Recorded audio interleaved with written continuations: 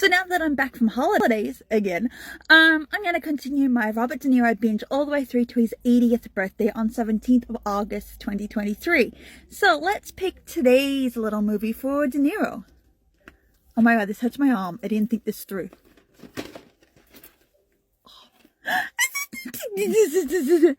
Don't let the plastic fool you. This was my personality in 2007. I also learnt recently that Henry Cavill's in this, and he's not on the cover.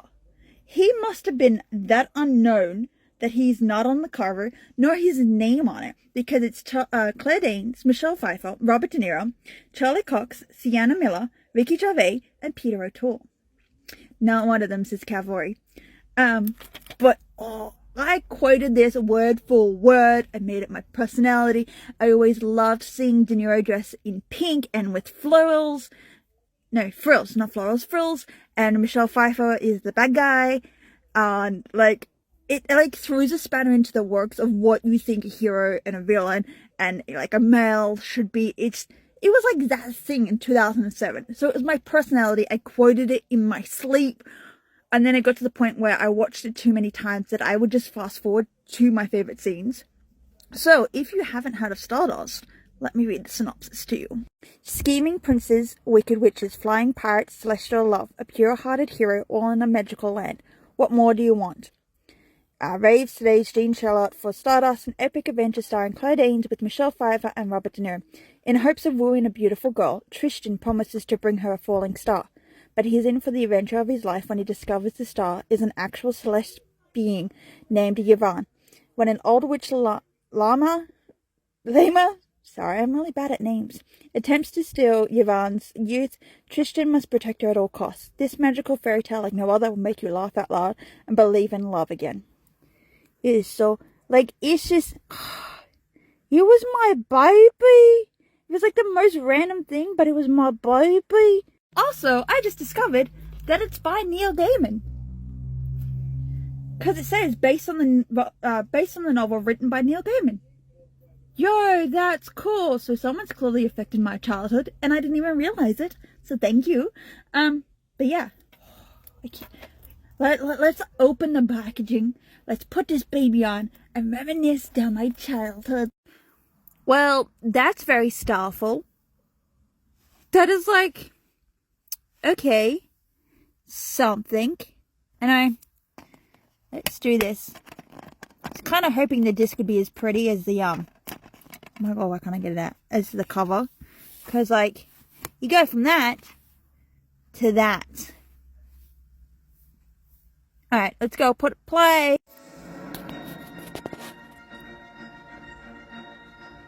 Look at how pretty this is. And that score.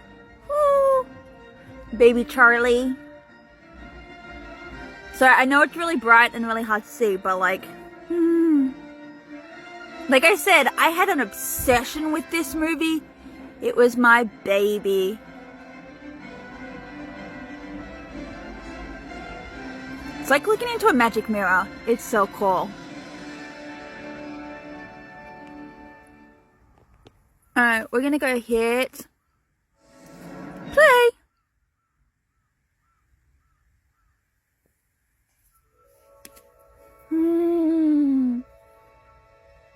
Wonder if this is gonna reignite my obsession with this movie. I have a feeling it will, but also I'm not 12 years old anymore, so it may not, but there's babies in here who are now full of grown adultness.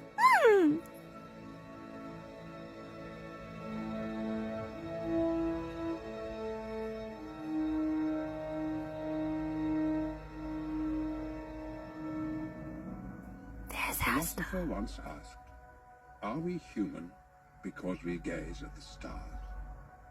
Or do we gaze at them because we are human? Pointless, really. Do the stars gaze back? Now that's the question. But I'm getting ahead of myself. Our story really begins here, 150 years ago at the Royal Academy of Science in London, England. where a letter arrived. Look at baby Charlie Cox. Aww. And grew up. He's so, Nothing of his unconventional heritage. so cute. Tristan Thorne. Shop boy by day, peeping Tom by night. Is there no end to your charms? Ow! Ow! Humphrey, there's no need to. This was the first time that I ever watched Henry Cavill. Ah, were those for Victoria?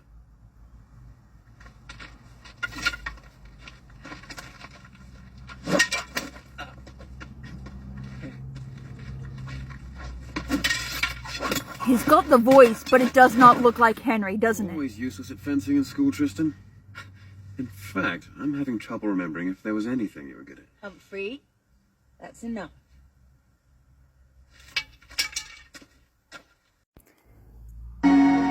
It's babyface Claire Danes!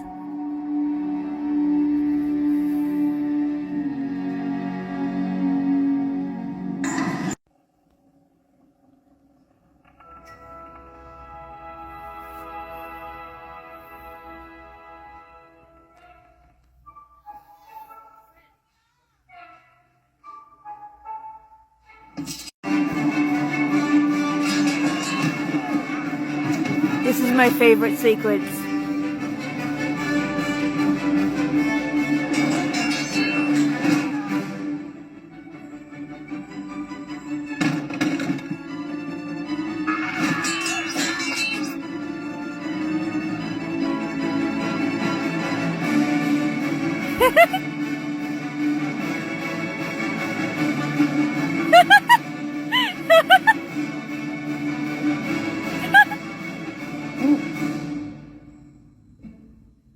What the hell is this? What are you doing here? My name's Prince Septimus. And you're going to tell me where I can find the girl.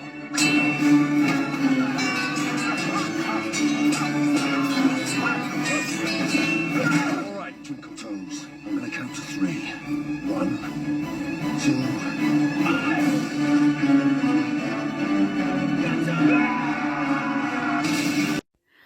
I love that scene for so many reasons because, like, for full context, he's a gay pirate. And this is probably before the TV show with Taika Waititi and all that. But he's a gay pirate. His name's Captain Shakespeare. And rather than allowing himself to be himself, he hides it.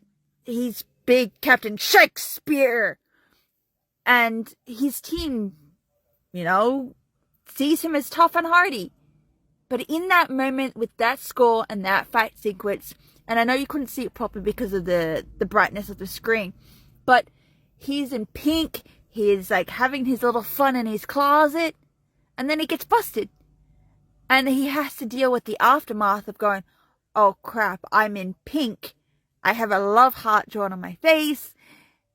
And I'm supposed to be the big scary bad guy, and my whole team just came and saved my ass, and now I have to deal with the consequences. So you can probably see it as a metaphor at the same time, but that's my favorite sequence. Like, when I was younger, I would always fast forward it to this scene just because of how perfect it was. You light the sky. So it's still as good as I remember. The only downfall is the fact that, like, when I started watching this at the beginning of this video, I was a bit distracted, so I wasn't fully immersed as much as I was as a child.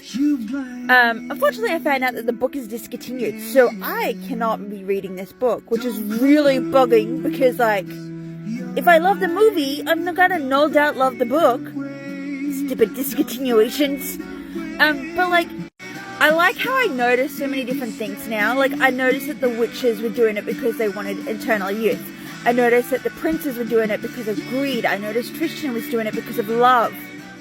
And I think that's a really sweet thing. And then you got the pirate who's there because, like, he's just along for the ride.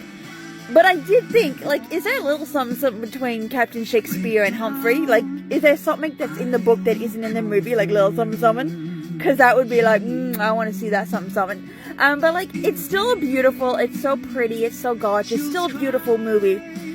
And it's just, it's a definite must watch. Like I said, it's my favorite movie out of, like, anything I